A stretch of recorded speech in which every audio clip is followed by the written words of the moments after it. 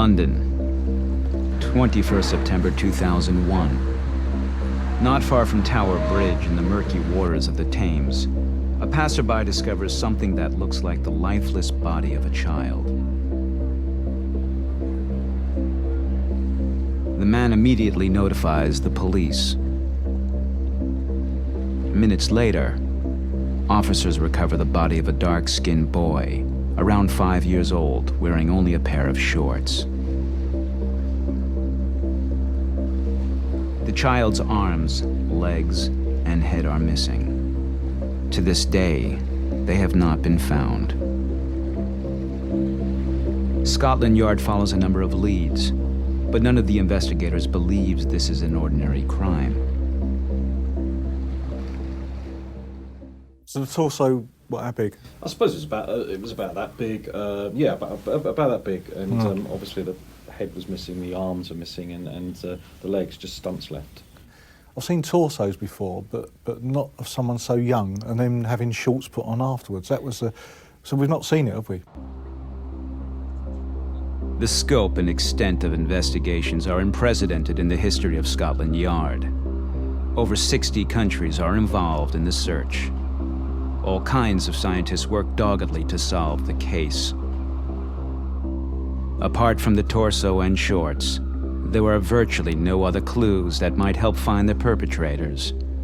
No witnesses, no weapon, no records of a missing person. American FBI agents doubt the case will ever be solved. A crime whose circumstances are as mysterious as its motive.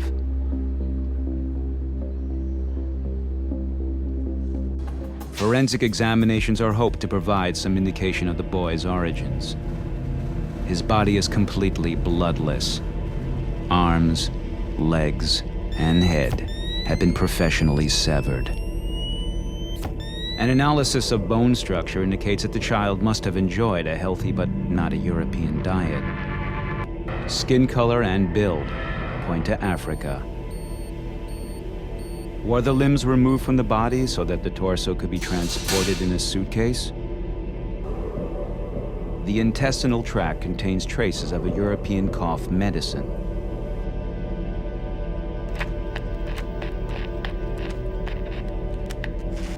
The lungs contain pollen that is typical only of London at this time of the year, so the child was still alive when it arrived in London. Results of the autopsy: death through blood loss.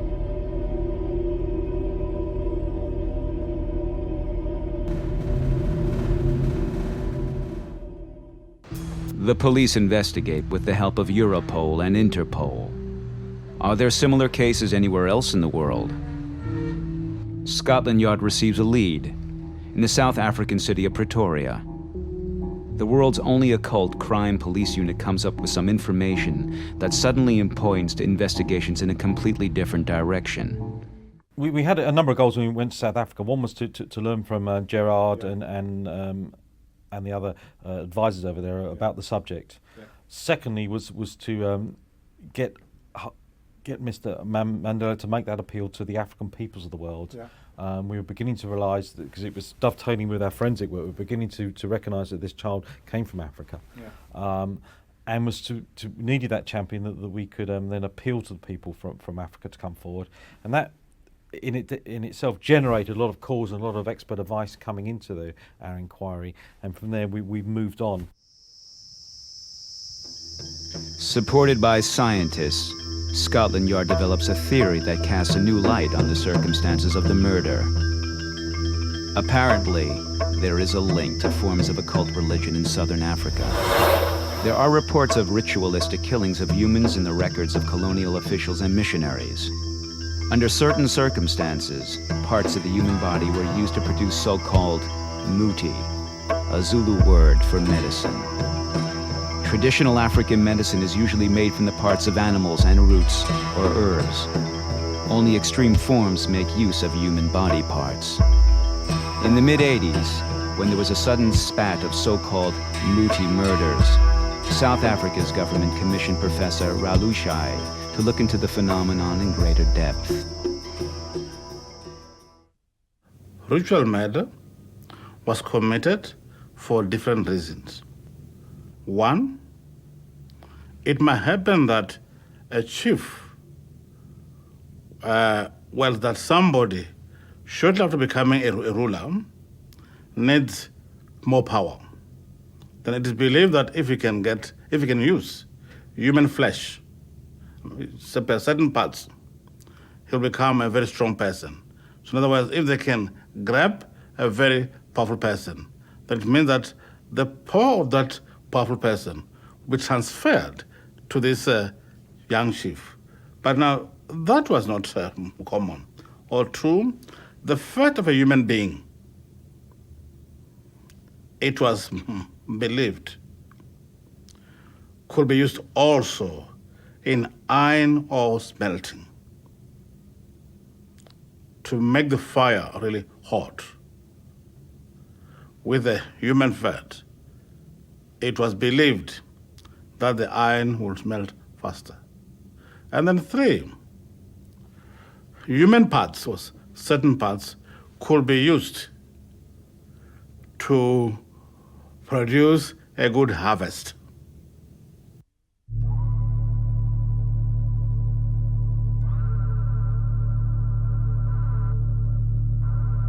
In times of crisis, such as droughts or war, muti, or medicine murders, represent an attempt to ensure the survival of a community. Ritualistic murders of this kind were carried out according to a strict set of rules and practiced only for the benefit of everyone.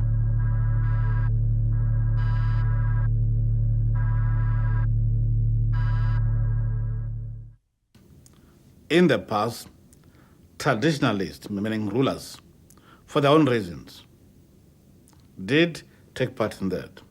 At present, we've got now a new group of people, business people. In almost every case in which a businessman was convicted of having taken part in multi-murder, if you could just go to his business, but at that time it was crumbling. So a certain Inyanga or certain traditional doctor must have told him, look, if you come to us and you pay us so much, we can get you somebody, through his parts, we can rebuild up your own business. So the present type of multi-killing is too much linked with wealth.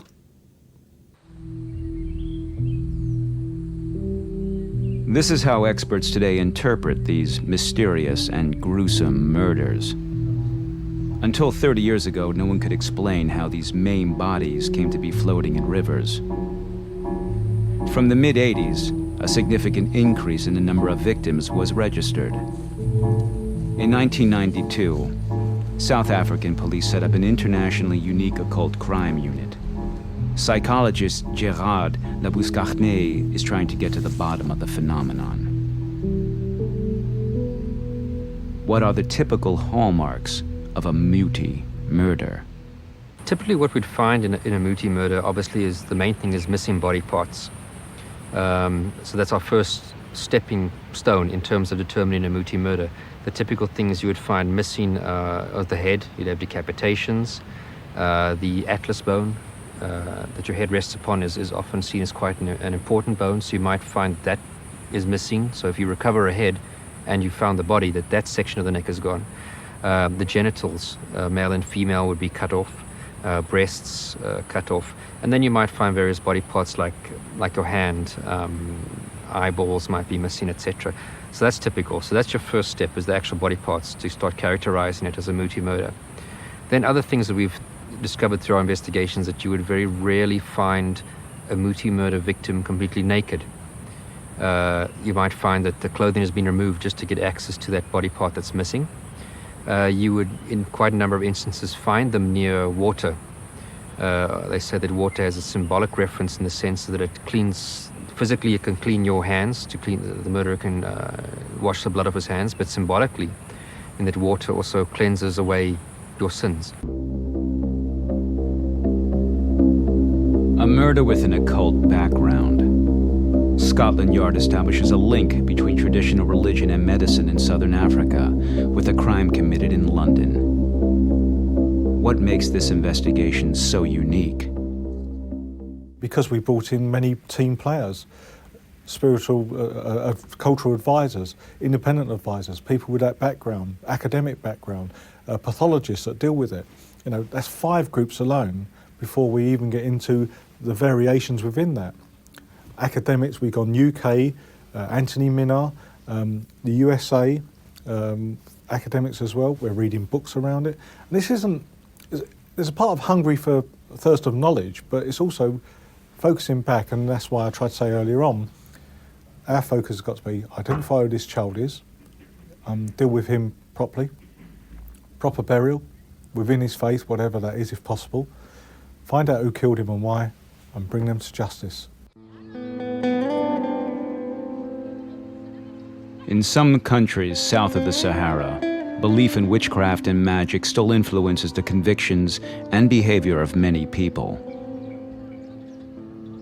Belief in occult forces offers an explanation for things that cannot otherwise be explained by traditional religion. Financial or personal failures, poverty, illness, or the sudden death of a person, or evil itself. They protect the here and now and not the life to come. Traditional African systems of belief are worldly. They make people rich or beautiful, powerful or influential in the present life. The appeal of such beliefs is obvious, especially in times of crisis. 2/3 of the people live in rural areas south of the Sahara, but even they have been affected by the capitalized world market. Colonialism, globalization, and migration have destroyed traditional family and clan structures. In traditional African religions, misfortune, such as economic failure or personal tragedy, does not contain the moral message it has for Christians. It indicates the discontent of ancestors. Many Africans blame bad fortune on their direct environment. They fight against poverty and for social recognition on all levels. Black magic is practiced to protect against envy and ill will. From way back till now, Africans, we very much believe in witchcraft. Very much, educated or not. Whether you are Christian or not, we believe in witchcraft. That's why you find that people are killed because they need their eyes, because maybe they need their private parts, or maybe they need the liver. As an African, like other Africans, I believe that my personality here on earth is under the control of my ancestors. That they are the cause of all the good and bad in my life. Whatever I have is because of their influence. So every year, I make sure I have to make now sacrifices for them. See? And for a successful communication with the ancestors, as an African, I have to make now African beer. I have to slaughter a goat or maybe a cattle. Then I invite now all my friends and relatives to come and eat and drink with me. See? And after eating the meat, I take all the bones. Next to Lehwame is the name of the plant, which stands now for the spirits of the ancestors in my home state. I make a hole, put them in, close, and believe that at least I have shared with them. See? Sacrificial animals are plants, an important element of traditional African religion. To please their ancestors and spirits, the Zulus usually sacrifice cows as traditional cattle breeders. Today, goats play an important role.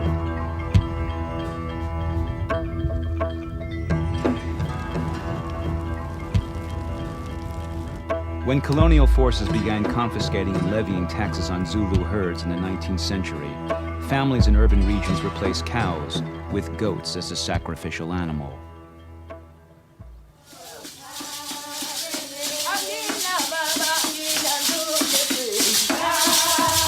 The most important protagonists in traditional African medicine in South Africa are known as Sangoma and Inyanga.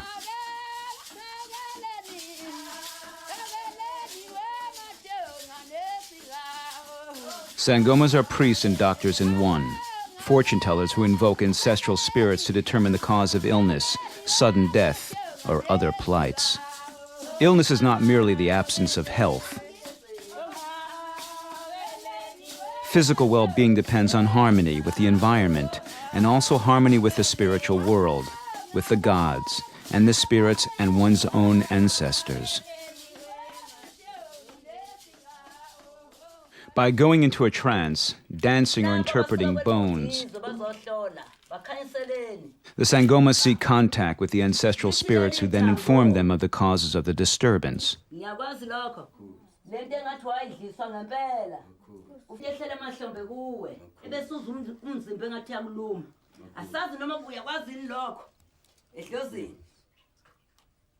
A distant relation of this man, whom he never knew personally, did not receive a proper burial. The order of the ancestral spirits has been disturbed. This is why the man now suffers from a nervous illness. Unlike the Sangomas, the Inyangas do not diagnose illnesses. They are authorities on the animal and plant world. What problems do people who consult an Inyanga have? Too much of the bad luck, too much of the sick. Yeah, when I come for sick, first I'm taking this muti, there's two. And then I just do just like this. And then I just give it to him. And then I just take another one. There's another one too. There's two just like this too. Just eat and then I just give it to him. He's sick, he don't know how to talk, he don't know how to do anything, he don't know how to sleep.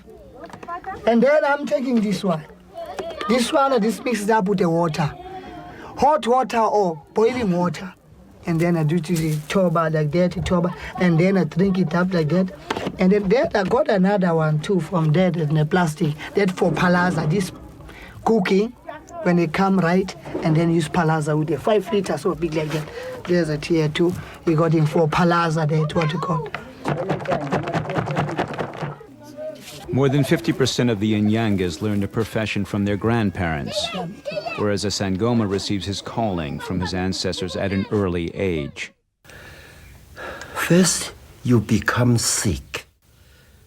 You become attacked by a special sickness, which we call twasa.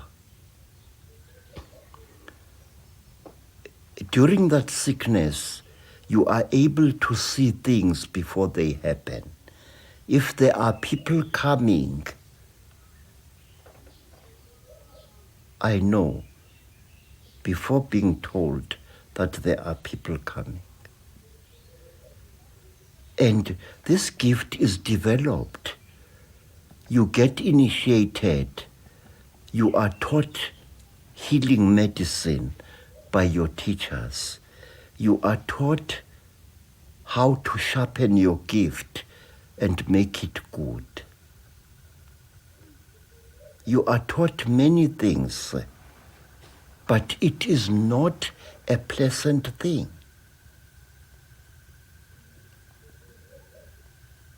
And it was when we saw Credo, when I remember, I'll never forget those words, when he said, you need to sniff the little boy's genes.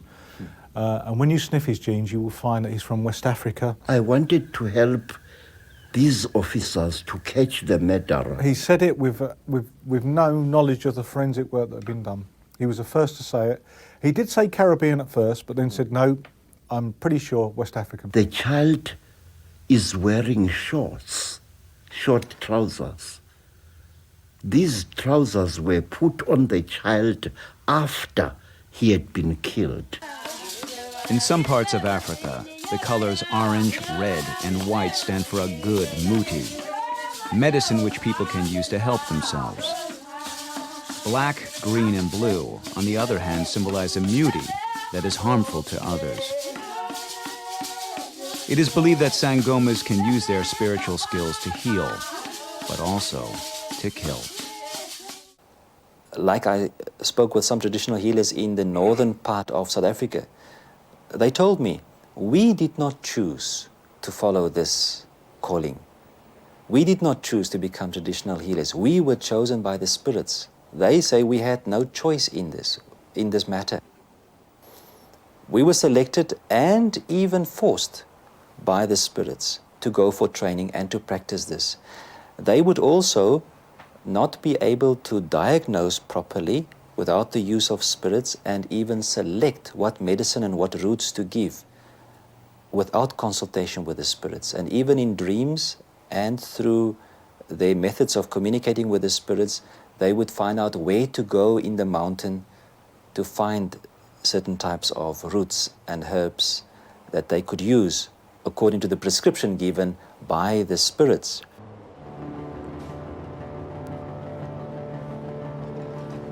Apart from herbal remedies, which are proven to have a curative effect, muti markets like this one here in Durban also sell potions which protect against this kind of dangers that are beyond the powers of classical medicine. Traditional African medicine, a tiny particle from a scorpion or a snake, fat from a lion, and herbs make up a muti medicine that is given to newborn babies. Treatment with this kind of medicine is believed to protect against bites by this particular animal, or to prevent death in the event of a bite.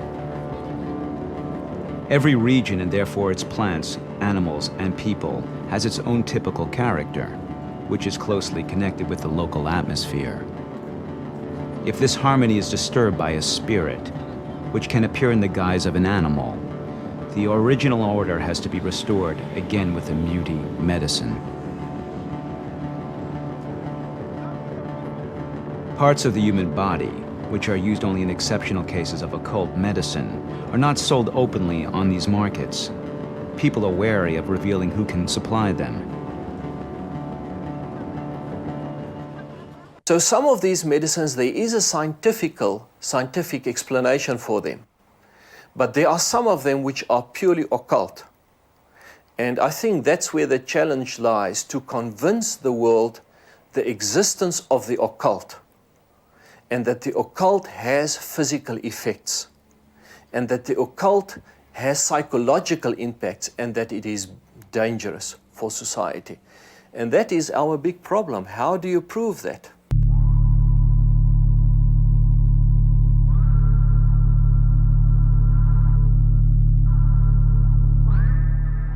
Sangomas are both respected and feared members of African society. They are distinguished representatives of traditional religion and medicine. In their dual role, their own physical condition is closely linked to a harmonious community life and a healthy relationship to ancestral spirits. Traditional African religion does not actively propagate faith or pursue a mission. And the relationship between religion and medicine is ultimately only something a Sangoma knows about. Not every follower of occult beliefs would commit a murder. Only a few cross the imaginary line between animal sacrifice and the murder of a human being. But in South Africa alone, it is believed that one muti murder is committed every month. Because many bodies are never discovered, researchers assume the actual figure is considerably higher.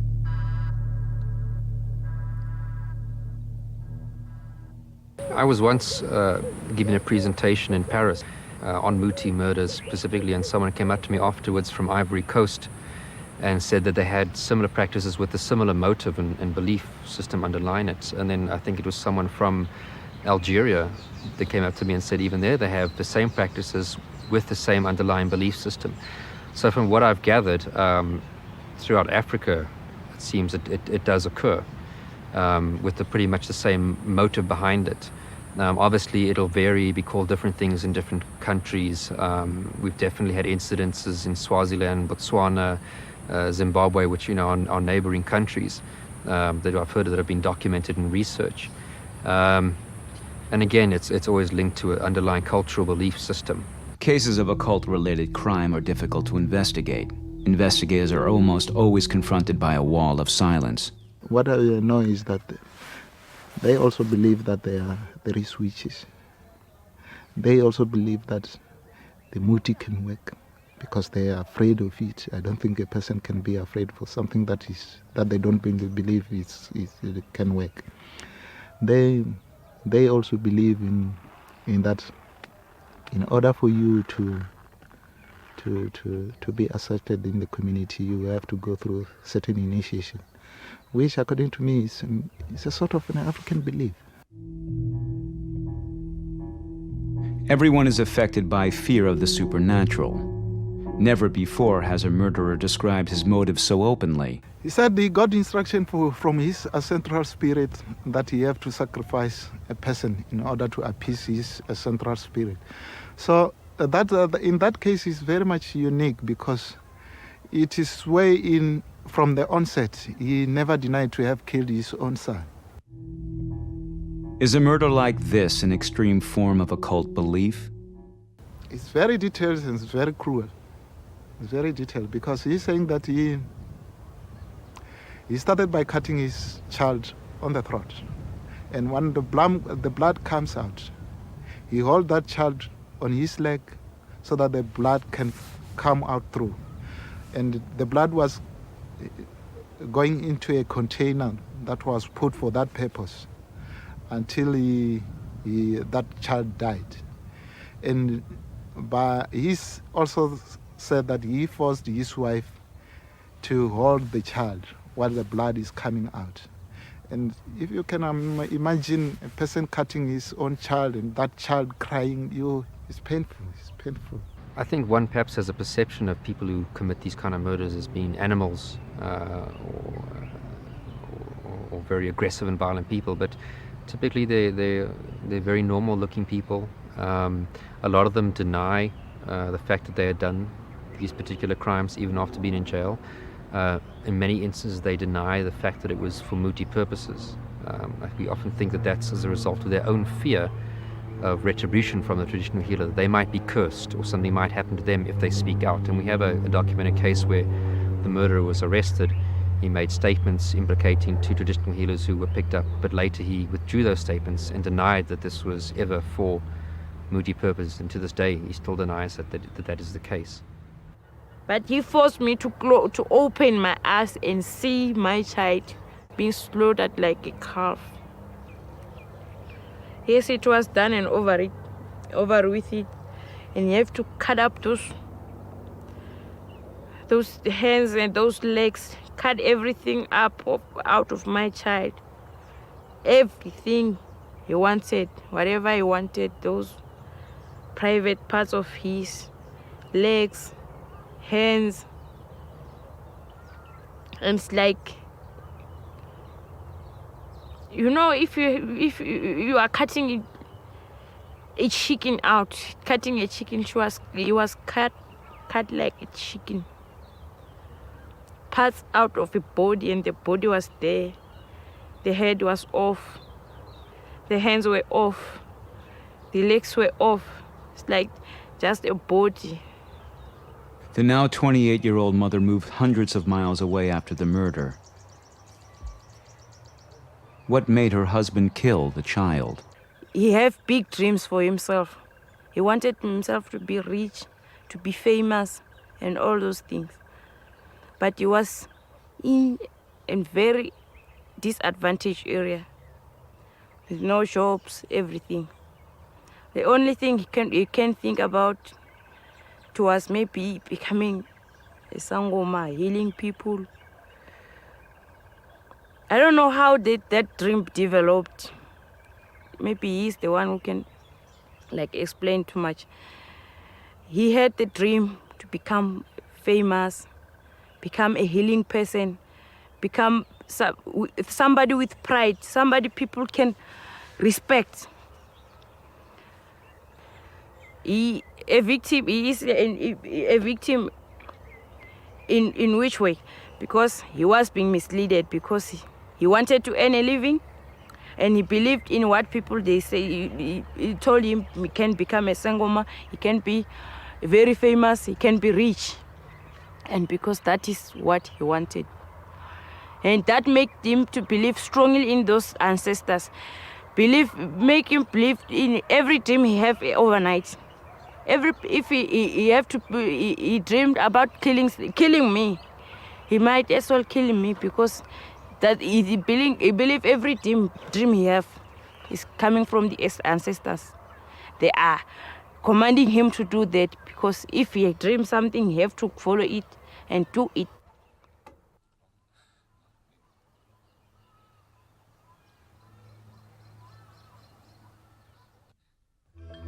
the murderer never denied the crime.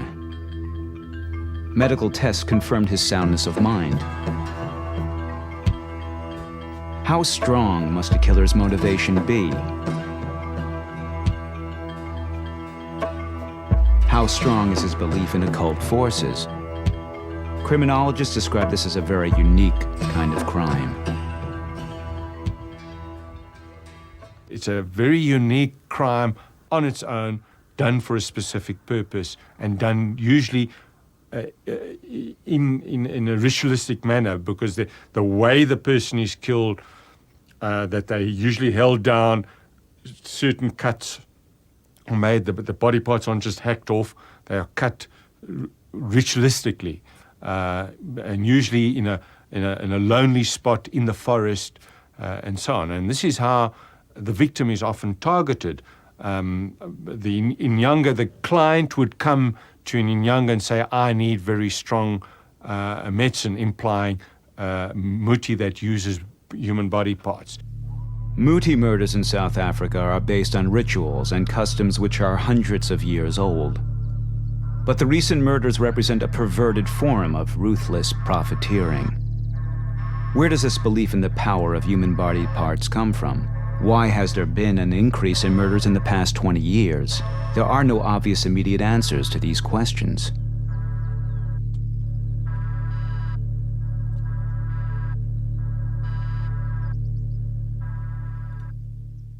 What we have noticed is that it's being reported more readily, particularly in South Africa, since 1995. Our media has been, trying to find reasons for certain things, and the perpetrators have been very slack about it.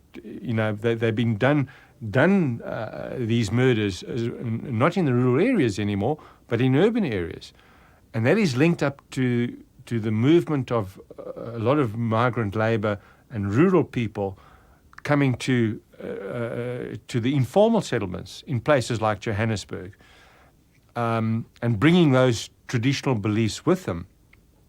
And what the police have suspected is there's a lot of the people that have gone missing in our townships on a weekly basis are being used for muti murders. And they've done that, they've linked that because they've found more bodies, and they've actually caught more perpetrators in the act of trying to sell body parts to Nyangas. So that is why there's been a noticeable reported increase in muti murders in the last sort of 10 years. The corpse of the child found in the Thames undoubtedly comes from Africa. This is confirmed by medical tests. The case has since become a burning issue in the UK. Press, radio, and TV regularly report new findings. In May 2002, Scotland Yard invited representatives of European police authorities to attend a conference on muti murders in The Hague. They want to be able to react more quickly to these unfamiliar crimes in the future. The investigators try to understand the background to these occult practices, although they themselves are influenced by very different beliefs. I feel, and Will can answer himself, but I feel as an outsider, but from the understanding, I don't feel an intruder anymore. I think we've got the right, because a 5-year-old boy has been murdered in our country, and the community, society, the government, whoever, wants us to investigate this with a true heart that's a search for the truth. That little boy had no say. Who's going to say for him? And I would suggest that the vast majority of the African communities present in the UK also want that wish. They're abhorred by it. You said it yourself. The majority are against it.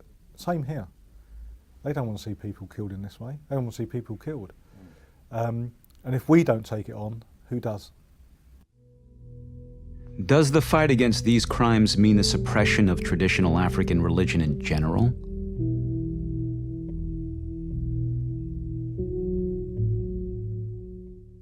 We can't answer that, can we? Because we can't put ourselves in that position. But I think that's my point I'm trying to say. It's a point for society, government, whatever, to tackle that issue. It's a bigger problem than just muti or voodoo murders. So we just cannot come to an answer that will satisfy you in what you're looking for. I understand what you're looking for, but we will go back to, okay, we're doing our job and we're trying to do our job in the best way. It will be totally inappropriate to do this and not try and understand why people are committing these murders. And in order to do that, because we have, fortunately, so few in the UK, across Europe, we have to go where they're prominent, and that's in South Africa, Nigeria, and those other countries in Africa.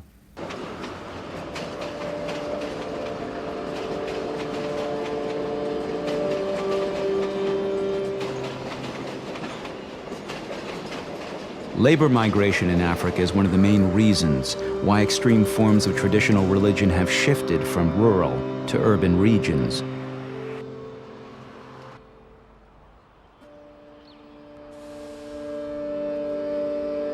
Under a highway in Johannesburg, between 60 and 200 people, depending on season, help produce and sell occult remedies made from animal and plant parts. Many of them come from rural regions in the north, from neighboring Zimbabwe and Botswana, or the Kruger National Park. Once or twice a year, dealers come here to sell animals and plants from more distant regions. Parts of a baboon fetch up to $5 US, lion fat $30. The price depends on the strength of the respective muti. But there are increasingly frequent rumors that the most potent forms of muti are also available here. Human body parts. Undercover police investigators arrested a man who tried to sell them a human head for $1,000 US.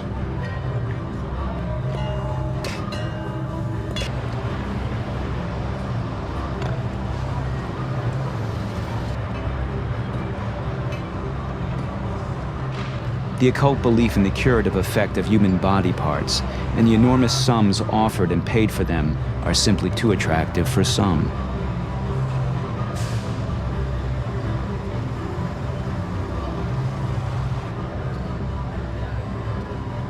The vast majority of traditional healers disassociate themselves from this kind of trade. But in the anonymity of the city, charlatans sell such goods out of greed and thereby damage the reputation of the Sangomas.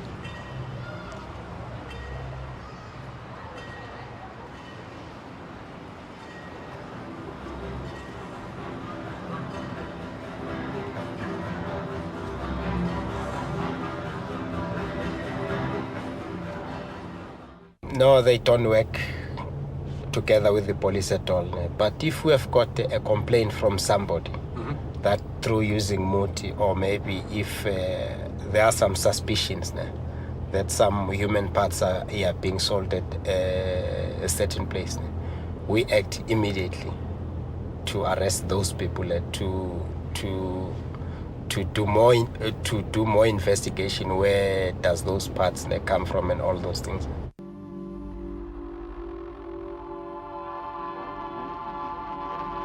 Johannesburg, a city where tradition clashes with modernism. Between 1 and 2 million illegal immigrants from Zimbabwe alone are believed to live in South Africa.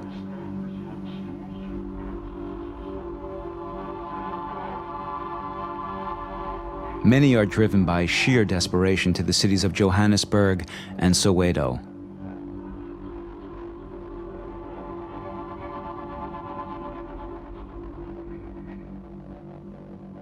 Prospects of finding a job in the cheap labor sector attract many to distant places. A man who finds a job here can feed up to 60 people in his hometown. Some get rich and move to the wealthy white suburbs, but the majority don't make it.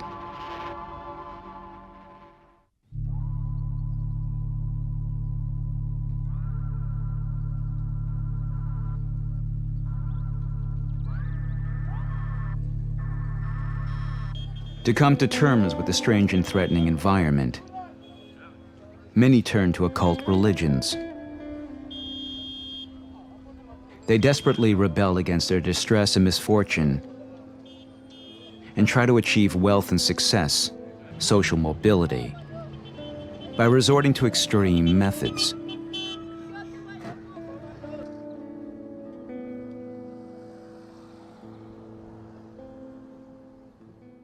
What is important for me to understand is that this is an African way of understanding that if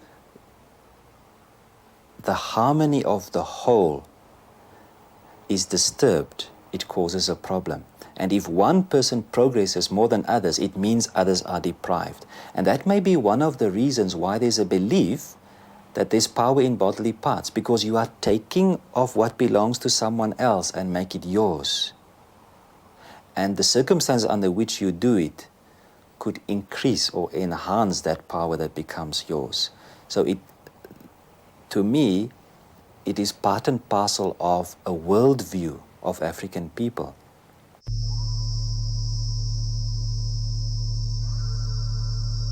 With the arrival of the Europeans in southern Africa, not only forms of settlement change, but also family structures, the legal system, and traditional forms of farming.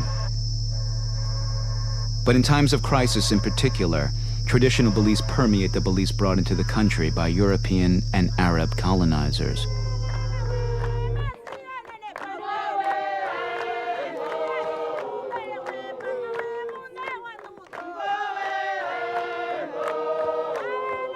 Strict religious customs, originally introduced into the country by Christians, are often adapted today to the spiritual ideas of Africa.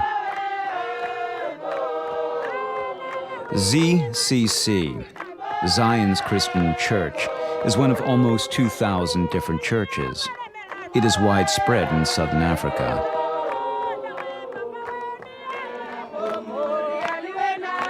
Worshippers sing and dance and share water and milk before the church service.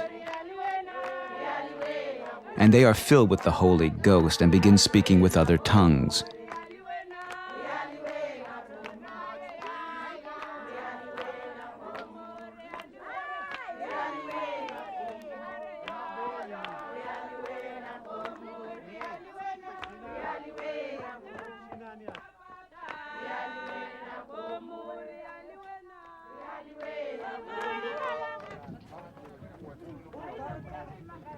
Speaking in tongues, the moment when the Holy Ghost enters worshippers, they speak freely and without constraint. Their tongues are loosened. Worshippers fall into a state of ecstasy. The Holy Ghost is speaking through them.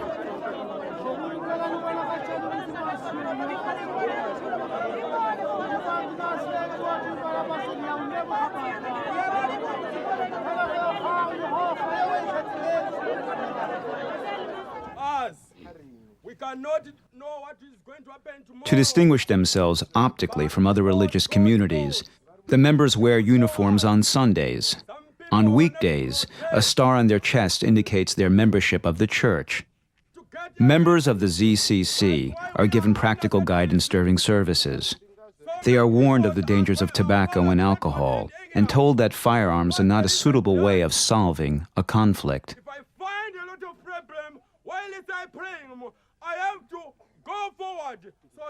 Wearing the star is believed to improve chances of finding a job.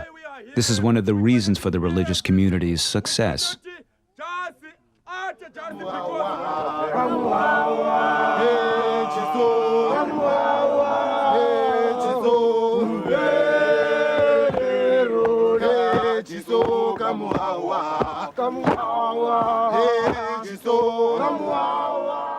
We know as well that from not just from that conference, from our cultural advisors, etc., but we know as well that many of these countries, they have their new faith, Christianity, Islam, whatever, but they've also got that traditional belief below. Yes, so whilst on the face of it they may well follow Christianity, they will fall back on their traditional belief, ancestral, and things that have come up through generations and passed on from mouth to ear, and maybe with slight changes. And then we saw ourselves, where you've got Muti in South Africa, because of that word, that Zulu word of medicine. And when you've got voodoo or juju in Nigeria and around West Africa, there's been a kind of melding, a merging of the two beliefs, hasn't there? Professor Peter Skira is one of the most renowned anthropologists who specializes in witchcraft in Africa. For over 20 years, he has studied the different forms and effects of occult aggression in this region. Well, what's going on in any case, muti is a South African term, which has an enormous range of meanings in South Africa. Muti is certainly not only the killing of children and using them. So what's going on is that the term muti is kind of gradually taking on a special meaning in the sense of what you are describing, also these horrible details of people having to cry out when they're being killed. And now we see it suddenly turn up in Nigeria also, for instance, which is very confusing to say the least. So it is... it's quite clear that people in Nigeria know about these practices and kind of think, in general, maybe that's a good point to emphasize, this whole world of occult aggression, of witchcraft, if you want to call it like that. For me, what was very striking was how much it is about fashion, about constantly new fashions. And in a way, that's quite logical, because it's a world in which you want to kind of surprise your adversary, in which you want to come up with new things in order to escape older forms of mechanisms of defense. So anything that's new is very tempting because it promises success, because people are not... You can take people off guard, or you can surprise people. There are no sanctions yet against that, etc. So it's a world in which people are constantly running after fashion. Many areas south of the Sahara have no manufacturing industries. To make a living and feed a large family, most people have to set up their own business as street vendors, taxi drivers, or small traders. If their business fails, many turn to a traditional healer for advice. Why isn't my business as successful as my neighbor's? What is the reason for an illness or the sudden loss of a relation? Questions that are frequently asked, but rarely answered.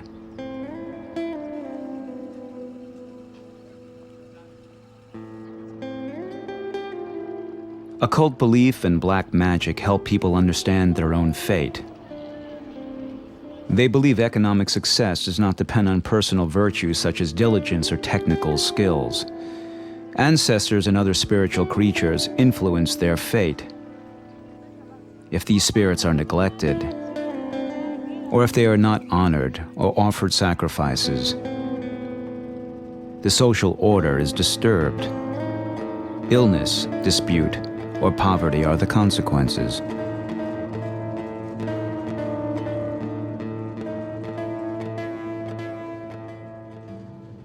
Can Europeans understand the underlying principles of this culture without dismissing it as backward?